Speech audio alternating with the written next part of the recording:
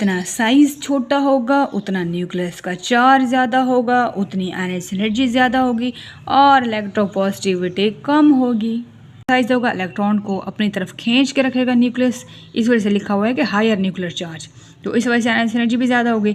जितना nucleus electron को अपनी तरफ खींच के रखेगा ना, उतनी ज़्यादा एनर्जी निकालनी पड़ेगी उस इलेक्ट्रॉन को निकालने के लिए। अच्छा, ये आपने ना MCQs के तौर पे करना है। MCQs ओस्मियम कहा सकते हैं, इसकी डेंसिटी पूछ सकते हैं, लिथियम कहा सकते हैं, इसकी डेंसिटी पूछ सकते हैं। हम चैप्टर नंबर 8 करेंगे, बाकी अगर आपको जो समझना हो तो आप मुझे बता दीजिएगा, वो मैं समझा दूँगी। इसके शॉर्ट क्वेश्चन पहले करेंगे, पहले MCQs इसके देख लें एक बार। इसकी जो मोस्ट अबंडेंट मेटल है वो एल्यूमिनियम है। जो समझाने वाला होगा वो मैं लाजमी समझा दूँगी बोर्ड पे। फिलहाल आप इसके ऊपर फोकस करते जाएँ। जो ज़्यादा अर्थ क्रस्ट के ऊपर होती है, ज़्यादा अबंडेंट मेटल है वो एल्यूमिनियम है। जो कि कीमती मेटल है वो प्लैटिनम है। अब गोल्ड से भी ज़्यादा कीमती प्लैटिनम होती है, प्लैटिनम कैटेगरी सुना होगा। यूजेबल मेटल कौन सी है? आयरन है। रिएक्टिव मेटल कौन सी है? सीजियम है। वैल्यूएबल मेटल कौन सी है? यूरेनियम है। लाइटेस्ट मेटल जो है वो लिथियम है, जिसकी डेंसिटी 0.53 है, सबसे जो कम है वेट जिसका। और हैवीएस्ट ओस्मियम है, उसकी डेंसिटी 22.5 ग्राम सेंटीमीटर। अच्छा, ये आपने ना MCQs के तौर पे करना है। MCQs ओस्मियम कहा सकते हैं, इसकी डेंसिटी पूछ सकते हैं, लिथियम कहा सकते हैं, इसकी डेंसिटी पूछ सकते हैं। तो ये MCQs के लिए लिहाज से मोस्ट इंपॉर्टेंट है। Least conductor of heat lead है। बेस्ट कंडक्टर मेटल जो है वो सिल्वर एंड गोल्ड है। अच्छा, सोना और चांदी, यहाँ से करंट पास हो सकता है, हीट भी पास हो सकती है। Most ductile and malleable metal जो है वो गोल्ड और सिल्वर है। अब गोल्ड और सिल्वर से ज्वेलरी बनती है, तो यही इसका मतलब यही है ना कि डक्टाइल भी है, इससे वायर्स भी बनती है, इसको बेंट भी किया जा सकता है। ये 3 ब्लॉक्स हैं। तो पहला जो ब्लॉक है, क्योंकि 4 नंबर का इस लास्ट चैप्टर से आ रहा है, तो पहले लास्ट चैप्टर वाले को करते हैं क्योंकि ये बहुत आसान है। तो इसको हम करते हैं, पहले इसका ब्लॉक करते हैं। मेरे पास यहाँ पे हेल्पिंग बुक दी गई है हमदर्द वालों की, तो आप कोई भी हेल्पिंग बुक ले सकते हैं। पहला क्वेश्चन है, what type of elements are metals. यहाँ पे है except hydrogen which are metals are elements. आपने मेटल्स की क्वेश्चन आपने पहले देखना है, मेटल्स क्या होती हैं। मेटल्स ऐसे एलिमेंट्स हैं सिवाय हाइड्रोजन के, क्योंकि हाइड्रोजन गैस है, वो इलेक्ट्रोपॉजिटिव होते हैं, वो अपने इलेक्ट्रॉन लूज़ करके कैटाइन फॉर्म कर देते हैं। ठीक है, जो जल्दी इलेक्ट्रॉन लूज करते हैं। Metals are the elements except hydrogen which are electropositive and form cations by losing electrons. कितना आसान है। फिर नेक्स्ट क्वेश्चन है कि name a metal which exist in liquid form. कौन सी मेटल जो कि लिक्विड फॉर्म में? तो मरकरी जो है वो लिक्विड फॉर्म में है।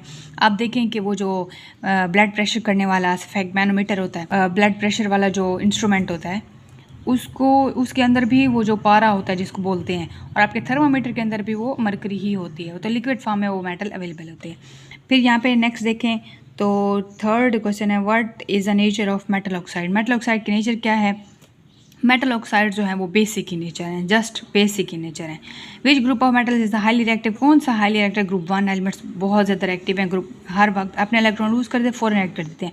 Y sodium metal is more reactive than magnesium. क्योंकि सोडियम के आखिरी शेल में एक इलेक्ट्रॉन होता है, इसकी एनर्जी कम होती है, इस वजह से ये जल्दी रिएक्टिव होती है। तो sodium is more reactive than magnesium because energy of sodium is less. तो आपने जस्ट यही बताना है कि उसकी एनर्जी कम है दैन मैग्नीशियम, इस वजह से। Name a metal which can be cut. कौन सी मेटल जिससे कट कर सकते हैं? सोडियम। कितना आसान है। फिर यहाँ पे और क्वेश्चन है, वो ये है कि name the best ductile and malleable metal. कौन सी है जो कि अभी हमने पीछे पढ़ा है, गोल्ड और silver. Name the metals which is poorest conductor of heat. तो वो लेड है, lead. What do you mean by malleable का मतलब क्या है? डक्टाइल का मतलब क्या है? मेलेबल का मतलब है can be converted into sheets. Malleable का मतलब है कैन बी, इजीली वो जो बेंट होती हैं उसको हम शीट्स में कन्वर्ट सकते हैं। और डक्टाइल का मतलब है can be converted into wires, उसको हम तारों में कन्वर्ट कर सकते हैं, डक्टाइल्स बोलते हैं। Why alkali metals are more reactive than alkaline earth metals. तो ये मोर रिएक्टिव इसलिए हैं क्योंकि फिर बताना है कि इनकी एनर्जी जो है वो कम है। जिनकी एनर्जी वैल्यू कम होगी वो जल्दी रिएक्ट कर जाएंगे, क्योंकि उनके इलेक्ट्रॉन्स जल्दी निकल जाते हैं, तो उनको एनर्जी लगाने की ज़रूरत ही नहीं है। तो एनर्जी वहाँ पे कम होती है, इसलिए जिनकी एनर्जी वैल्यू कम होगी वो ज़्यादा एक्टिव होंगे। फिर what do you mean bye metallic character का मतलब क्या है? कि ऐसी एबिलिटी मेटल्स की जो कि लूज करती हैं electrons is called metallic character. Why metallic character decrease along a period and increase in a group.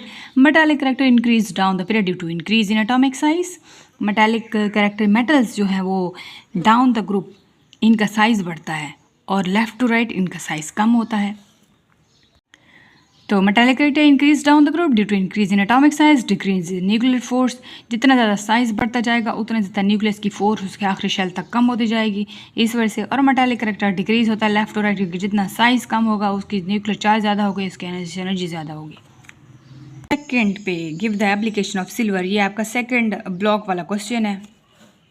तो यहाँ से है कि सिल्वर के एप्लीकेशन बताने, इसके यूज़ बताने हैं। ये ऑर्नामेंट है, ये ज्वेलरीज में यूज़ होता है, इसके अलॉयज़ होते हैं, कोइंस बनाने में यूज़ होता है। आप जस्ट डायरेक्ट बता देना है कि ये making ornaments, making jewellery, making use in photographic films, dental preparation और मिरर इंडस्ट्री ETC वगैरह लिख देना। Why silver is not use in pure form, pure form में इसको हम यूज़ क्यों नहीं कर सकते? क्योंकि ये बहुत ज़्यादा सॉफ्टनेस होता है, due to its softness it can't be use in pure form. What do you mean by 24 carat gold? Most important long question है, मैं अगेन बोल रही हूँ मोस्ट इंपॉर्टेंट लॉन्ग क्वेश्चन है। 24 कैरेट गोल्ड का मतलब क्या है? कैरेट का मतलब है purity of gold is shown by carats that indicate the number of parts by weight of gold. वज़न के लिहाज से, सोने के वज़न के लिहाज से, गोल्ड के वेट के लिहाज से हम इसको पार्ट्स में करते हैं। तो 24 पार्ट्स जो हैं प्रेजेंट, 24 पार्ट्स ऑफ अलॉय, इसके अंदर 24 पार्ट्स हैं अलॉय के। 24 carat gold is pure, 24 carat जो होता है वो गोल्ड वो प्योर होता है। इसके अंदर 24 पार्ट्स अलॉय के होते हैं, that is present in 24 parts of alloy. तो why gold is use to make jewellery? क्योंकि ये इनर्ट होता है, ये किसी के साथ रिएक्ट नहीं करता, इस वजह से एटमॉस्फेयर में।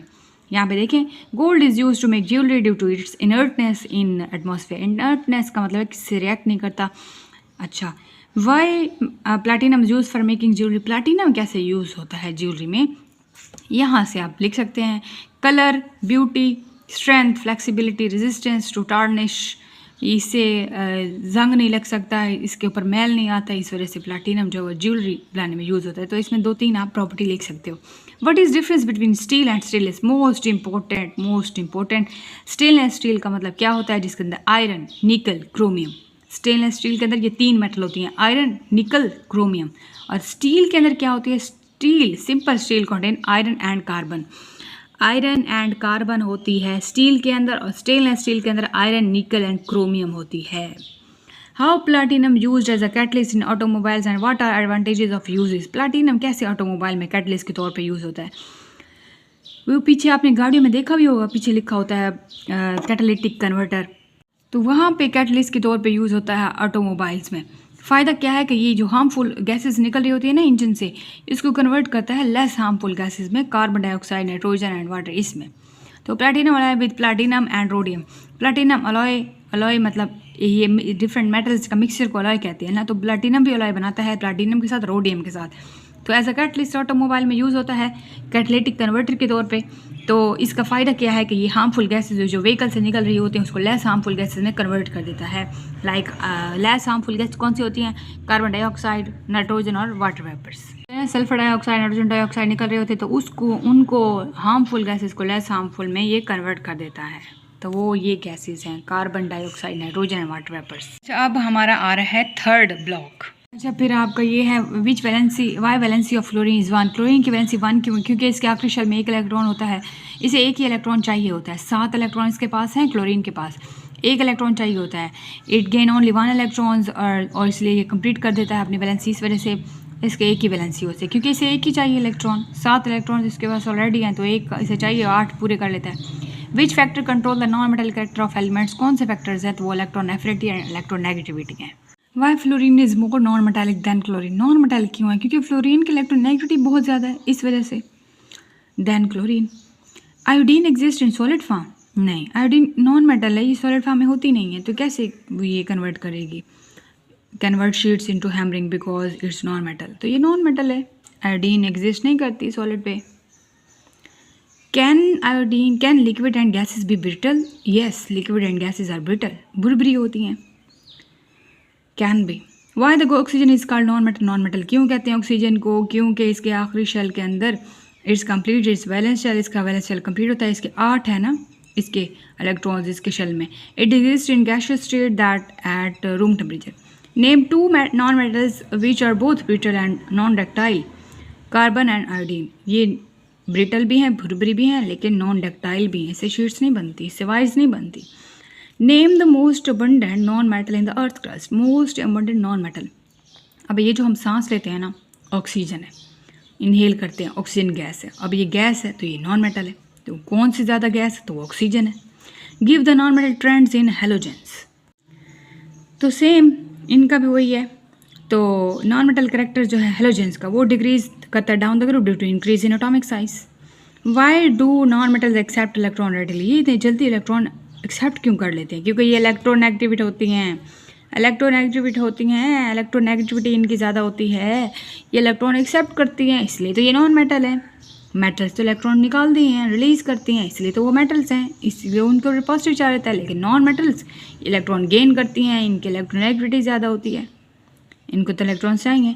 Y non metals don't react with dilute acids with metals do react, non metals react नहीं करते डाइल्यूट एसिड के, because non metal is self electron acceptor.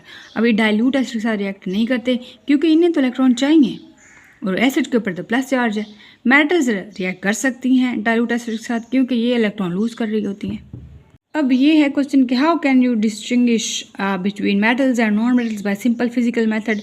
तो मेटल्स गुड कंडक्टर हैं इलेक्ट्रिसिटी के और मेटल्स के हैव लस्टर है, इसकी शाइन है अपनी, लेकिन नॉन मेटल्स बैड कंडक्टर हैं इलेक्ट्रिसिटी के और इनकी कोई लस्टर नहीं है।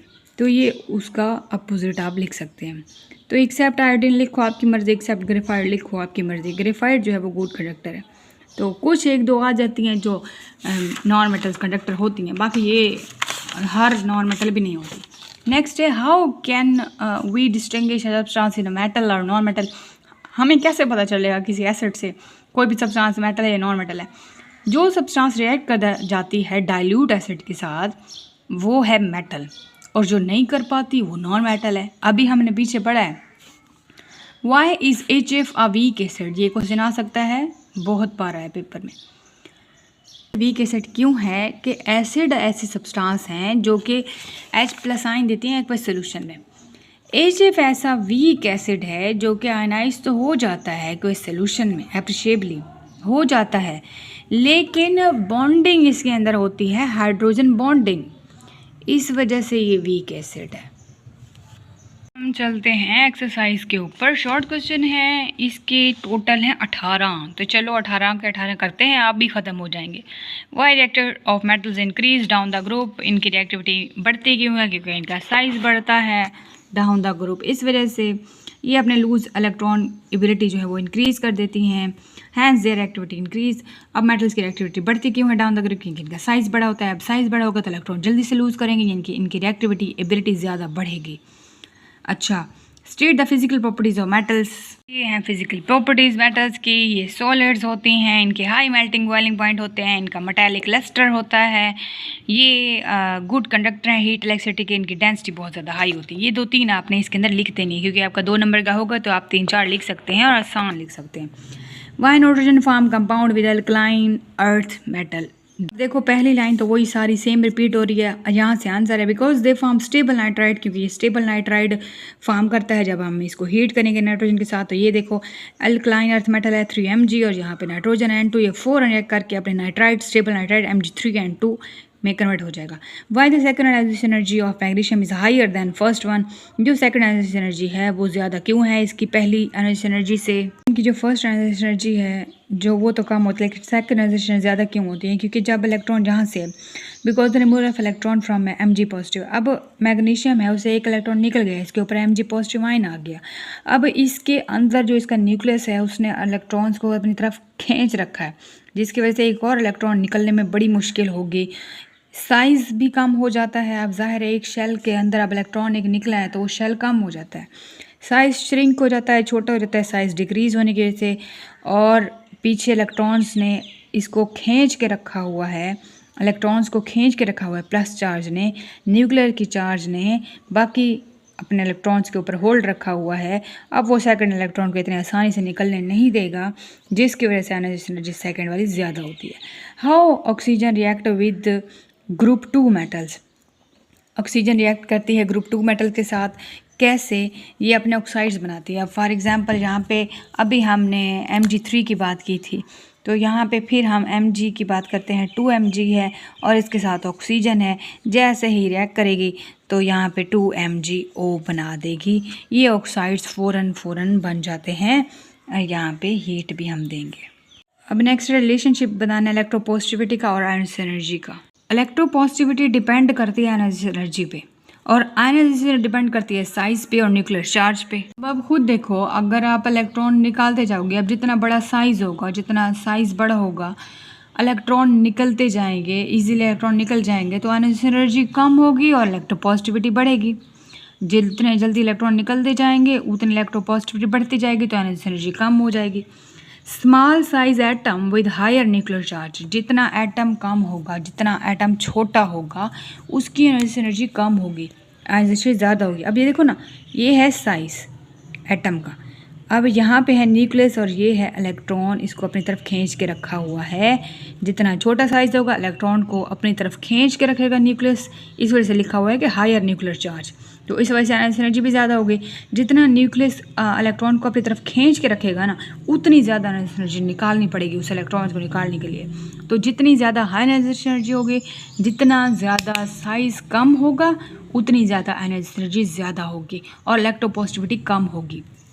ठीक है, अब साइज़ लेस, साइज़ कम, तो इलेक्ट्रोपॉजिटिविटी कम और न्यूक्लियर चार्ज ज़्यादा और आयनाइजेशन एनर्जी ज़्यादा। जितना साइज़ छोटा होगा उतना न्यूक्लियस का चार्ज ज़्यादा होगा, उतनी आयनाइजेशन एनर्जी ज़्यादा होगी और इलेक्ट्रोपॉजिटिविटी कम होगी। यहाँ पे लिखा हुआ है कि लेस इलेक्ट्रोपॉजिटिव या लेस मेटालिक। मेटालिक करेक्टर वही है, इलेक्ट्रोपॉजिटिव करेक्टर जिसको बोलते हैं। नेक्स्ट है कि इलेक्ट्रोपॉजिटिविटी डिक्रीज़ क्यों होती है लेफ़्ट टू राइट, क्योंकि इलेक्ट्रोपॉजिटिविटी डिक्रीज इस वजह से होगी क्योंकि साइज़ छोटा होगा, जितना साइज़ छोटा होगा इलेक्ट्रोपॉजिटिविटी कम होगी। Electropositive character decrease from left to right due to decrease in atomic size, जितना साइज़ छोटा होगा उतना न्यूक्लियर चार्ज बड़ा होगा, इस वजह से उसकी जो इलेक्ट्रोपॉजिटिविटी है, उसका जो मेटालिक करेक्टर है वो डिक्रीज होगा। एटॉमिक साइज़ छोटा, न्यूक्लियर चार्ज ज़्यादा, एटॉमिक साइज़ छोटा है तो इसके ऊपर एटम, उसके न्यूक्लियस ने इलेक्ट्रॉन्स को खींच के रखा हुआ है, छोटे से इलेक्ट्रोपॉजिटिविटी डिक्रीज होती है लेफ्ट टू राइट। नेक्स्ट है इलेक्ट्रोपॉजिटिविटी डिपेंड करती है साइज़ पे और न्यूक्लियर चार्ज ऑफ एटम पे। इसका क्या आंसर है? अब देखो, इलेक्ट्रोपॉजिटिविटी कैसे डिपेंड करती है साइज़ पे और चार्ज पे। तो जितना ज़्यादा एटम का साइज़ होगा उतना ज़्यादा इलेक्ट्रॉन लूज़ करेंगे, उतना चार्ज बढ़ेगा। पॉजिटिव चार्ज की बात हो रही है, उतना पॉजिटिव चार्ज बढ़ेगा, जितना एटम का साइज़ होगा उतना पॉजिटिव चार्ज बढ़ेगा, क्योंकि इलेक्ट्रॉन जल्दी निकलेंगे, इस वजह से पॉजिटिव चार्ज इंक्रीज़ होगा, मेटालिक करेक्टर इंक्रीज़ होगा। तो इन दोनों का डायरेक्ट रिलेशन है चार्ज का और साइज़ का। जितना एटॉमिक साइज़ बड़ा होगा उतना इलेक्ट्रोपॉजिटिव चार्ज इंक्रीज़ करेगा। Atomic size increase, more electron release, more electron loss from their shells to form electropositive charge.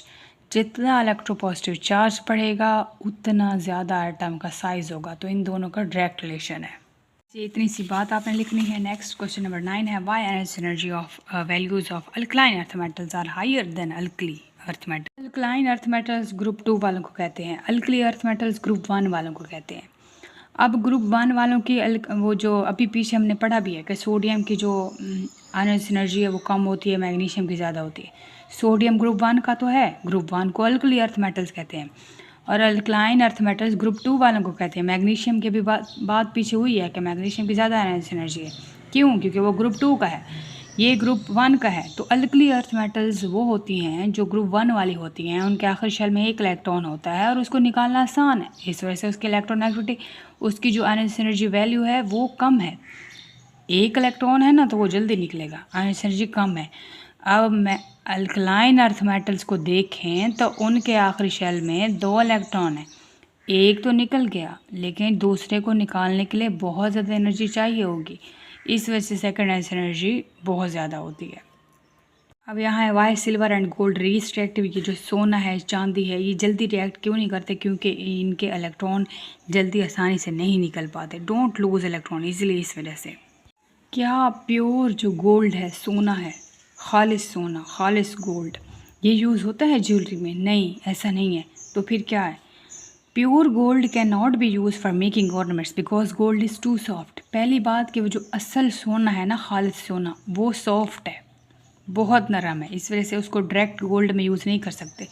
तो गोल्ड को हम अलॉय करते हैं, इसके साथ मिक्सिंग करते हैं मेटल्स ही, उसमें कॉपर है, उसमें सिल्वर है, ताकि वो जुड़ सके, सॉफ्टनेस ख़त्म हो सके। अब Y copper use for making electric wires, ये जो बिजली की तारें हैं इसको बनाने में कॉपर क्यों यूज़ होता है, कॉपर मेटल क्यों यूज़ होता है? इस वजह से क्योंकि कॉपर गुड कंडक्टर है इलेक्ट्रिसिटी का, और दूसरी बात इसको हम जल्दी से ईजिली कन्वर्ट कर सकते हैं वायर्स में। अब पूछ रहे हैं डेंसिटी के ट्रेंड बताओ, variation in trend density of alkali metals. Density कैसी होती है? तो इनकी डेंसिटी डिक्रीज होती है डाउन द ग्रुप, क्योंकि साइज बढ़ता है तो density of alkali metals decrease होती है डाउन द ग्रुप। कौन सी मेटल है जो कि मेटालिक वार में यूज होते हैं? काफ़ी सारी मेटल्स हैं, all the metals are used metallic वार, जो कि क्योंकि लेस रिएक्टिव हैं और चीप है, बहुत सस्ती पड़ती है। इनमें वन ऑफ देम जो है वो कॉपर है। कॉपर मेटल बड़ी कॉमनली यूज़ होती है। Why magnesium harder than sodium? अभी तो पीछे हमने आयन सिनर्जी की बात की है, अभी इसकी बात करिए कि मैग्नीशियम हार्डर क्यों है, सख्त क्यों है सोडियम से। वो इस वजह से है क्योंकि इसके अंदर जो मेटालिक साउंड वो है बहुत ज़्यादा है सोडियम से। सोडियम एक तो सॉफ्ट है, लेकिन इसको जब हीट करेंगे ना मैग्नीशियम को, तो इसकी जो आवाज़ है वो बहुत ज़्यादा हार्ड है, सख्त है, इस वजह से ये हार्ड होता है देन सोडियम। तो इस वजह से ये मेटल जो है सोडियम मेटल सॉफ्टर है, और जो मैग्नीशियम है वो हार्डर है क्योंकि इसकी साउंड ज़्यादा होती है, स्ट्रॉन्गर मेटालिक साउंड प्रोड्यूस होती है जब इसको हम हीट करते हैं। Why the calcium more electropositive than magnesium? Calcium ज़्यादा इलेक्ट्रोपॉजिटिव क्यों है मैग्नीशियम से? पहली बात कि इसका साइज़ बड़ा है, calcium has more size, greater size than magnesium, बड़ा साइज़ है। सेकेंड, लूज़ करता है इलेक्ट्रॉन इजीली, जितना बड़ा साइज़ होगा उतने इलेक्ट्रॉन जल्दी से निकल जाएंगे, तो इस वजह से इसकी इलेक्ट्रोपॉजिटिविटी कैल्शियम की ज़्यादा है। फिर अभी पीछे हमने पढ़ा है कि एनर्जी सोडियम की जो है वो लेस क्यों है मैग्नीशियम से? क्योंकि उसके अंदर आखिरी शेल में एक इलेक्ट्रॉन होता है, तो वो उसको निकालना आसान है। मैग्नीशियम के आखिरी शेल में ये दो इलेक्ट्रॉन है, एक तो निकल जाता है, दूसरे को निकालना बहुत मुश्किल है। मैग्नीशियम की ज़्यादा होती है तो इसकी एनर्जी लेस होती है। अब एक और है कंपैरिजन सोडियम का और पोटाशियम का, कि एनर्जी सोडियम की ज़्यादा है और पोटाशियम की कम है। सोडियम की ज़्यादा है इसका मतलब है इसका साइज़ ज़्यादा है कैल्शियम का।